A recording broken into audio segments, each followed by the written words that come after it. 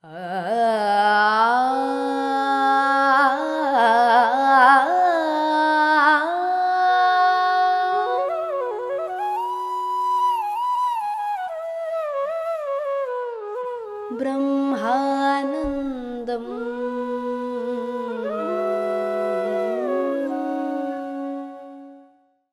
नमस्कार दोस्तों, ब्रह्मानंदम शो में एक बार आपका फिर हार्दिक स्वागत है। A thousand seeds of joy, Anand Karnish ji द्वारा रचित एक अद्भुत किताब। आज इस किताब से हम आपस में विवेक बांट रहे हैं। दोस्तों, हम जिस अध्याय के जरिए गुजर रहे हैं उसका नाम है लॉ ऑफ अट्रैक्शन, आकर्षण का सिद्धांत। तो चलिए दोस्तों, हम पिछले एपिसोड से आगे बढ़ते हैं। यहाँ पर माँ हमें बहुत ही खूबसूरती से लॉ ऑफ अट्रैक्शन के बारे में विस्तार पूर्वक समझा रही हैं। तो यहाँ पर माँ कहती है कि अगर तुम्हें तुम्हारी जिंदगी में और भी खुशी चाहिए, अगर खुशी को अपने और आकर्षित करना चाहते हो, तो पहले तुम्हें खुश रहना पड़ेगा। और यही लॉ ऑफ अट्रैक्शन की सरलता है और यही उसका रहस्य है। माँ बताती है कि जब उन्होंने सीता का अवतार लिया था, तो भले ही वो अशोक वन में अकेली थी, कोई सहायता नहीं थी, राक्षसों के बीच में थी, उनसे घिरी हुई थी, पर इतने मुश्किल समय में भी उन्होंने उधर अशोक वन में जो छोटी छोटी खुशियां थी उसको अपनाया, उसके सामने अपने आप को समर्पित किया और उस छोटी छोटी खुशियों को अपनी जिंदगी में अपनाकर उनके जो अकेलेपन की जो सोच थी वो प्यार के सोच में परिवर्तित हो गई। और जब ये सोच प्यार से भर गई तो उस प्यार ने राम को उनकी ओर आकर्षित किया और इस प्रकार राम जी सीता मैया को ढूंढ पाए। माँ कहती है कि अगर हम शिव और पार्वती जी की कहानी लेते हैं, तो पार्वती जी ने शिव जी को अपनी तरफ आकर्षित करने के लिए कामदेव की सहायता ली थी। जब उन्होंने कामदेव की सहायता ली तो उसका परिणाम ये हुआ कि अंत में उन्हें अकेलापन ही मिला, क्योंकि जब वो शिव जी की इच्छा कर रही थी और उन्होंने कामदेव की सहायता ली और वो परिणाम हम जानते हैं दोस्तों, वो सफल नहीं हो पाया। और जिस अकेलेपन से उन्होंने ये प्रयत्न किया था, वो उस प्रयत्न ने उन्हें और भी अकेलेपन में धकेल दिया। पर जब वो शिवजी को सच्चे मन से अपने ओर पुकारने लगी, कब? जब उन्होंने अपने अंदर की खूबसूरती को पहचाना, अपने अंदर की संपूर्णता को, जब वो इनर जर्नी करके अपने अंतरात्मा तक पहुंची और वहां से उन्होंने जब शिव जी को पुकारा, तो वो पुकार एक संपूर्णता से ली हुई पुकार थी। और जब ये पुकार शिव जी को सुनाई पड़ी, तो उस पुकार की संपूर्णता को उन्होंने रिस्पॉन्ड किया। तो दोस्तों, यहाँ पे शिव जी और पार्वती जी की कहानी में माँ हमें ये समझा रही है कि जब पार्वती जी अकेलापन महसूस कर रही थी और उन्होंने लाखों प्रयत्न किया शिव जी को पाने के लिए, वो नहीं पा पाई। पर जब वो समझ गई और उन्होंने अंतर प्रयाण, इनर जर्नी करके अपने अंदर के एसेंस तक वो पहुंच पाई। और हमारा अंदर का एसेंस बहुत ही सुंदर और संपूर्ण होता है दोस्तों। जब वो अपने अंतरात्मा तक पहुंची और संपूर्णता को उन्होंने महसूस किया और वहां से जब उन्होंने शिव जी को प्राप्त करने की कोशिश की, तो वो पूर्णता शिव जी को उनके समीप लेकर आया।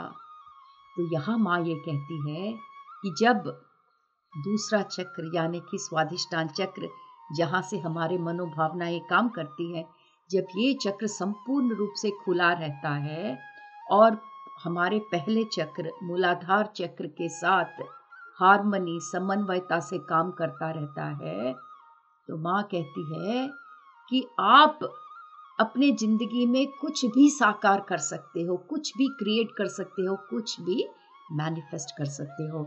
तो दोस्तों, पहले और दूसरे चक्र का ये जो खेल है, वही लॉ ऑफ अट्रैक्शन का खेल है।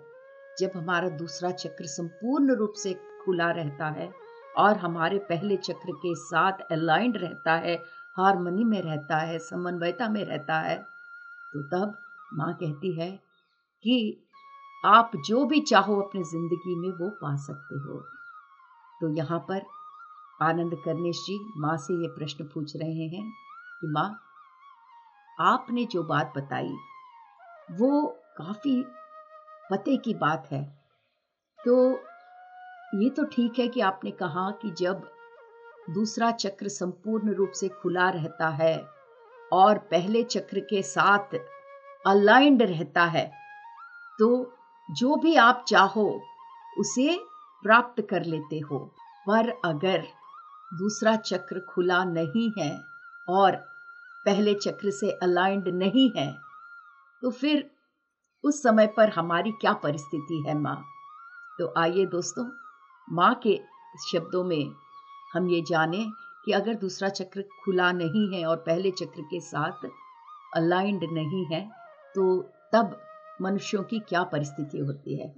माँ यहाँ कहती है कि जब ये चक्र संपूर्ण रूप से नहीं खुला रहता, तब आप अपने सह मानवों के साथ कनेक्शन, संबंध नहीं फील कर पाते हैं और दूसरों पर भरोसा भी नहीं कर पाते हैं। तो अगर आपको भरोसा करना है, किसी पे फेथ रखना है, तो उसके लिए दूसरा चक्र का ओपन होना बहुत जरूरी है। जब ये चक्र बंद रहता है तो आप किसी से संबंध स्थापित नहीं कर सकते। माँ कहती है कि जब ये चक्र बंद रहता है, तो जिसका भी ये चक्र बंद रहता है वो मनोभावना के स्तर पर, अपने एनर्जीज के स्तर पर बहुत ही कमजोर फील करता है। हम कहते हैं अंग्रेजी में कि इमोशनली ड्रेन्ड, कि जब हम मनोभावना के चक्र में फंस जाते हैं दोस्तों, कहीं दुखी हो रहे हैं या ईर्ष्या हो रही है या घृणा हो रही है, ये फीलिंग्स ज़्यादा देर जब होती है तो हमें लगता है कि हमारे अंदर से सारी शक्ति मानो किसी ने खींच ली हो। इसे अंग्रेजी में कहते हैं इमोशनली ड्रेन्ड। तो ये फीलिंग तब होती है दोस्तों जब दूसरा चक्र बंद रहता है। यहाँ पर माँ बहुत सुंदर विवरण दे रही है कि माँ कहती है जब आपका दूसरा चक्र बंद रहता है तो एक तो आप इमोशनली ड्रेन फील करते हैं और दूसरा आप अपने रिलेशनशिप में कोई तरह की खुशी प्राप्त नहीं कर पाते हो। और जो आपकी एनर्जी होती है बहुत ही इमोशनल वाली एनर्जी, बहुत ही सेंसिटिव एनर्जी हो जाती है, जैसा कि एक ज्वालामुखी। तो यहाँ पे दो तरह से एनर्जीज काम करते हैं। एक, या तो आप अपने आप के एनर्जीज को बहुत ही कम महसूस करते हैं, बहुत ही लो एनर्जीज फील करते हैं, या फिर आप अपने एनर्जीज को बहुत ही हाई फील करेंगे। और ये एनर्जीज जब आवश्यकता से अधिक हो जाते हैं दोस्तों, तो ये एक ज्वालामुखी की तरह काम करता है। तो माँ कहती है कि ये जो ऐसा ज्वालामुखी की तरह फटना आपके मनोभावनाओं का, तो ये आपको किस तरफ ले जाता है कि ऐसे लोग अपने मनोभावनाओं को गलत तरीके से प्रदर्शित करने लगते हैं और ऐसे लोगों को देखकर समाज हर्षाता नहीं है या खुश नहीं रहता। तो माँ ये कहती है कि जब लोगों का दूसरा चक्र बंद रहता है तो ये इमोशनल एनर्जीज का एक्सप्रेशन, जो व्यक्त करने का ये जो तरीका है, वो ठीक तरीके से नहीं एक्सप्रेस हो पाता दोस्तों। तो यहाँ पर एनर्जीज या तो बहुत ही निम्नतम स्तर के हो जाते हैं या फिर बहुत ही आवश्यकता से अधिक। तो जब ये बहुत ही लो स्तर पे होते हैं तो उस पर्सन को, उस आदमी को ये लगता है कि उसकी ज़रूरतें कभी पूरी नहीं होती। उसको लगता है कि उसके मन में हमेशा खालीपन महसूस होता है। तो ये देखिए, जब दूसरा चक्र बंद रहता है ये तो दोनों तरह से काम करता है।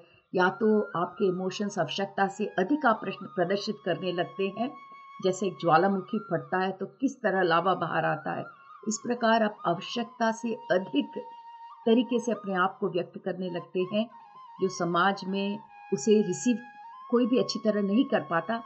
और दूसरे स्तर पर इमोशंस इतने लो हो जाते हैं कि आपके दिल में कभी भी संपूर्णता की भावना नहीं आती। वो जो फुलफिलमेंट कहते हैं ना दोस्तों, वो कभी भी आप प्राप्त नहीं कर पाते जब ये दूसरा चक्र आपका बंद रहता है। और माँ बता रही है दूसरे चक्र बंद रहने पर मनुष्य क्या फील करता है। माँ ये भी कह रही है कि काफ़ी चीज़ों की लत जैसी लग जाती है, एडिक्टिव बिहेवियर। तो लोगों को कई चीज़ों की लत, वो शराब की हो सकती है, स्मोकिंग की हो सकती है, या फिर किसी भी चीज़ की लत लगने की ये जो बात होती है वो तब होती है जब ये दूसरा चक्र संपूर्ण रूप से खुला नहीं रहता। और इस समय पर मनुष्य अपने आप में उनके कैरेक्टरिस्टिक्स में, उनके बिहेवियर में देखोगे बहुत ही असंतुलन, अनबैलेंस्ड बिहेवियर होगा। तो ये इसीलिए होता है दोस्तों। यहाँ पर माँ ने पहले भी बताया था कि इन 3 चक्रों में जो फायर एनर्जी है, जो अग्नि ऊर्जा है, वो तीनों चक्रों में प्रसरित होती रहती है। पर जिनका चक्र बंद रहता है, जिनका पहला और दूसरा चक्र अलाइंड नहीं रहता, वहाँ पर ये जो अग्नि तत्व है, ये जो अग्नि एनर्जी है, वो पहले चक्र में जाकर, मूलाधार चक्र में जाकर फंस जाती है। और जहाँ पर अग्नि तत्व फंस के रह जाता है, वहाँ तीनों चक्रों में एनर्जी का ये जो प्रसरण है वो आप नहीं देख पाते हैं।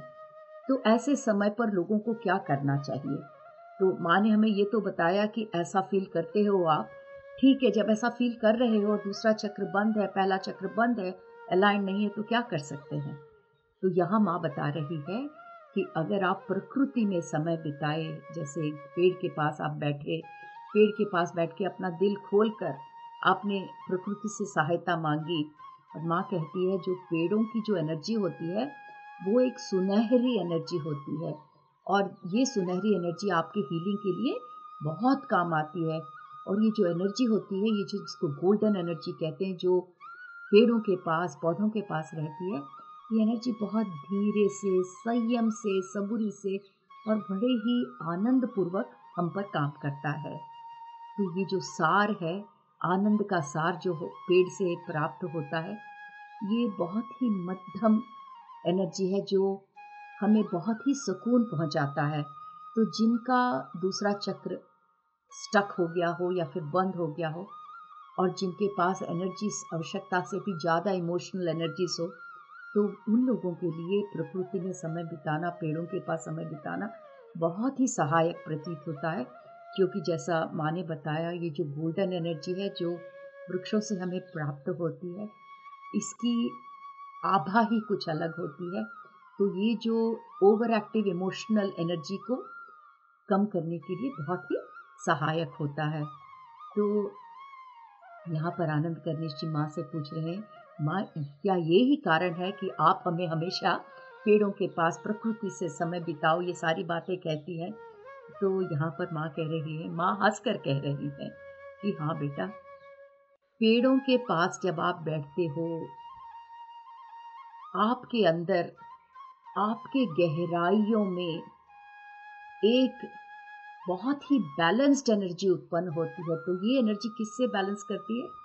आपके लैंगिक शक्ति से, सेक्सुअल एनर्जी से। तो जब आप वृक्षों के पास बैठते हो, नेचर में समय व्यक्त करते हो, समय बिताते हो, तो यहाँ पर आपके अंदर एक बहुत ही गहरी और संतुलित कनेक्शन आपके सेक्सुअल एनर्जी के साथ यहाँ पर बनता है। तो देखिए दोस्तों, कितनी चीज़ें प्रकृति के पास रहने से हमें कितनी कितनी सहायता मिलती है। और प्रकृति हमारे चारों ओर है दोस्तों, इसके लिए हमें कहीं पैसा खर्च करने की ज़रूरत नहीं है, कोई कष्ट उठाने की ज़रूरत नहीं, ये सब हमारे पास ही है। तो माँ कहती है कि जब दूसरा चक्र संपूर्ण रूप से खुला और हार्मनी में रहता है, हार्मनी मतलब अनुसंधान, समन्वय, तो ऐसे अवस्था में जिसका भी दूसरा चक्र खुला रहता है, वहाँ इमोशनल एनर्जी बिल्कुल बैलेंस रहती है, क्योंकि दूसरा चक्र हमारा इमोशन वाला चक्र है।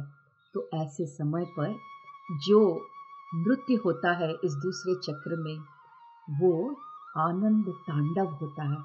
आनंद तांडव का मतलब है यहाँ पर अर्धनारीश्वर तत्व, यानी कि आपका मेल और आपका फीमेल एनर्जी जो है, वो उस दोनों के बीच में एक अद्भुत रूप से नृत्य आप देख सकते हैं। इसका मतलब दूसरा चक्र के जब बैलेंस स्टेट में होता है दोस्तों, तो ये मेल एनर्जीज और फीमेल एनर्जीज एकदम हार्मनी में रहते हैं। ये जो अर्धनारीश्वर तत्व जो हम पुराणों में सुनते हैं दोस्तों, हम कई बार उसे सोचते हैं जब हम अपने बाहर के आंखों से देखते हैं या इन दोनों आंखों से समझते हैं, तो हम सोचते हैं ये शिव पार्वती जी का नृत्य है, पर ये हमारे अंदर का नृत्य है दोस्तों। हमारे अंदर के शिव, हमारे अंदर के पार्वती जी का, हमारे अंदर के प्रकृति, हमारे अंदर के पुरुष का, हमारे अंदर के स्त्री तत्व और हमारे अंदर के पुरुषत्व का ये आनंद तांडव है जो समन्वयता में हम देख पाते हैं।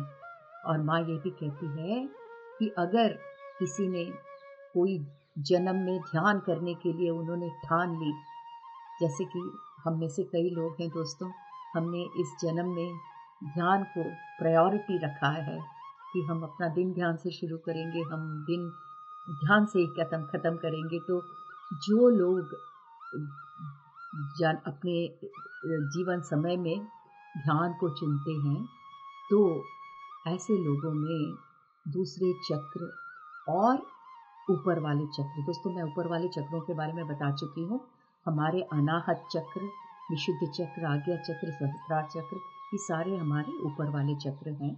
तो जो लोग ध्यान में ज़्यादा से ज़्यादा समय व्यतीत करते हैं, वो देख पाते हैं, फील कर पाते हैं कि उनके दूसरे चक्र और ऊपर वाले चक्रों के बीच में हार्मनी, समन्वयता, अलाइनमेंट बहुत जल्दी होता है और इसके कारण वो आत्म साक्षात्कार के मार्ग पर बहुत ही अधिक प्रगति करते हैं।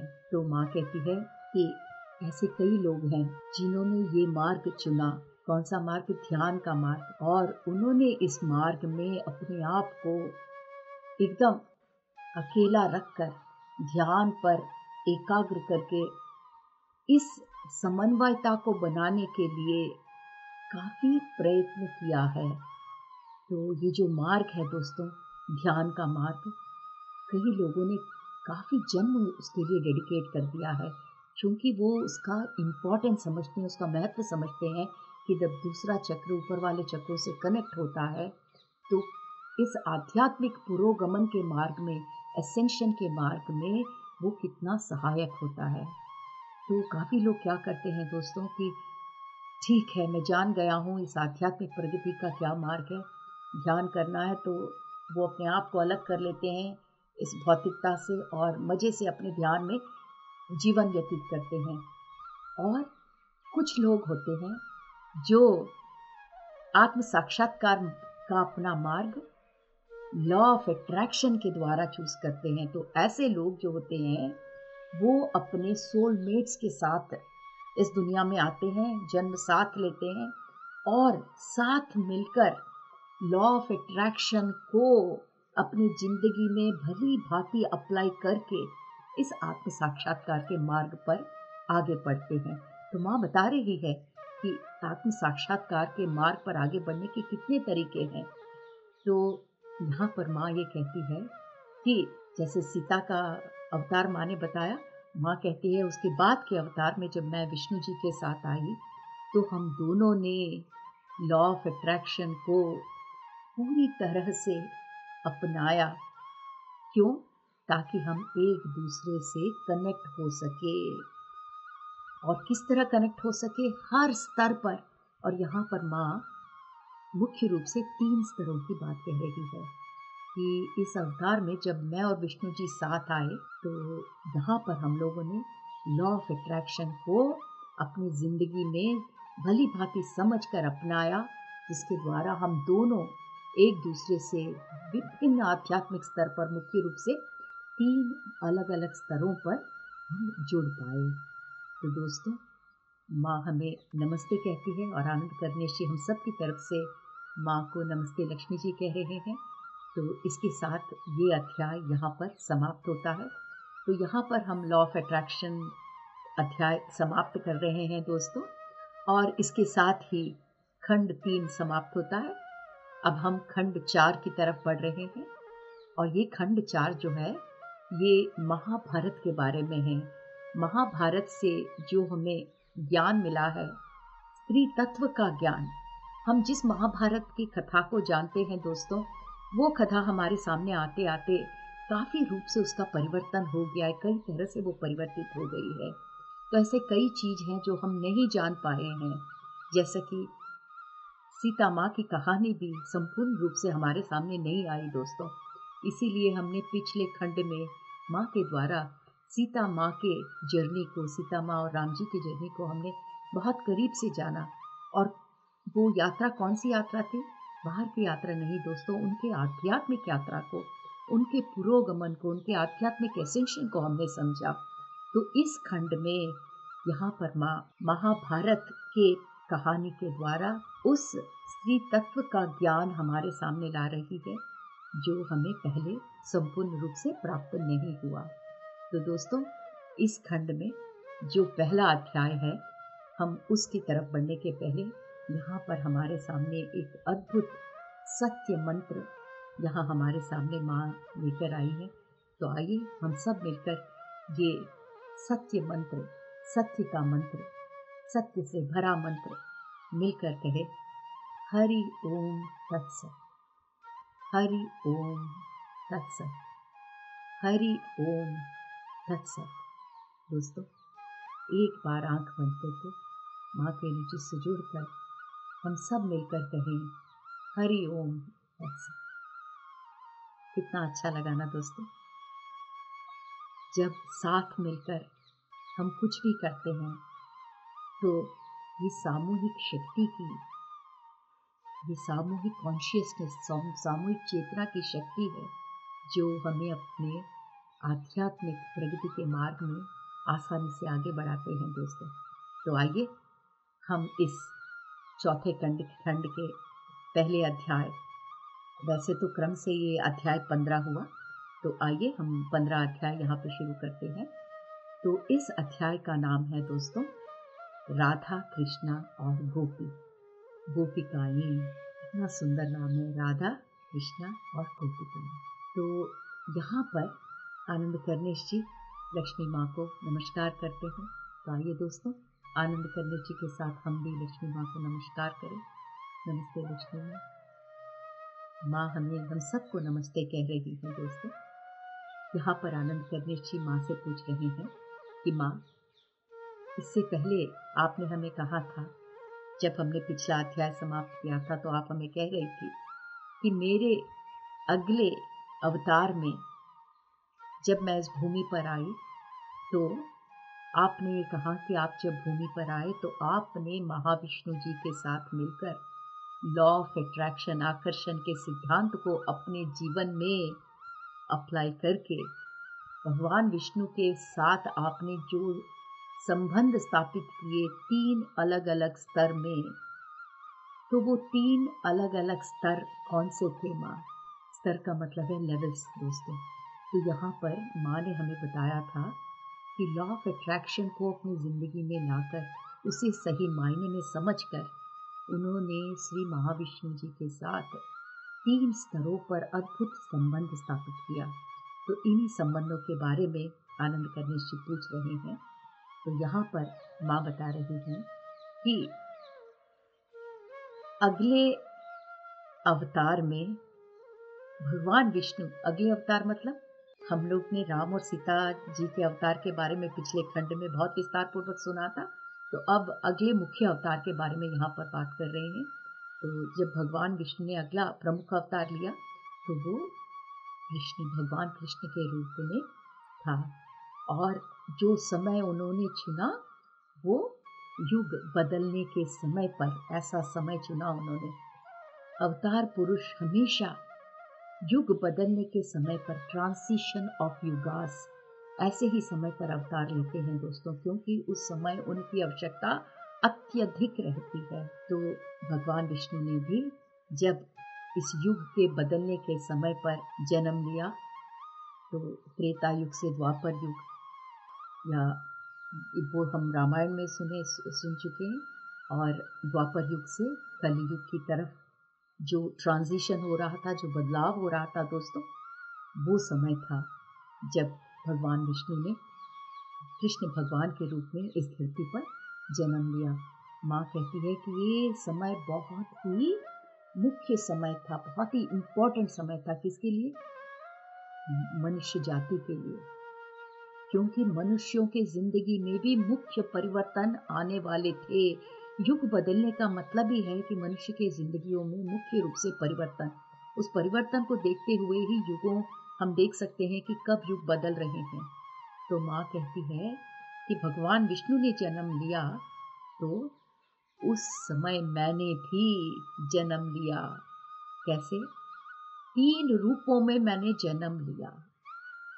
तो माँ कह रही है कि इन तीनों स्त्रियों के रूप में मैंने भगवान कृष्ण से संबंध स्थापित किए। जो संबंध हमारे थे, मेरे इन 3 स्त्रियों के रूप और भगवान कृष्ण के बीच में बहुत ही गहरे और आध्यात्मिक संबंध थे। तो दोस्तों, हम आज का एपिसोड यहाँ ख़त्म करते हैं। अगले एपिसोड में हम विस्तार पूर्वक माँ से जानेंगे कि उनके 3 अवतार उस द्वापर युग में कौन से थे, जब भगवान विष्णु धरती पर श्री कृष्ण जी के रूप में आए। तो आप सबको इसकी क्यूरियोसिटी है, मुझे भी है। तो अगले एपिसोड में हम बहुत ही विस्तार पूर्वक इसे जानेंगे। Thank you.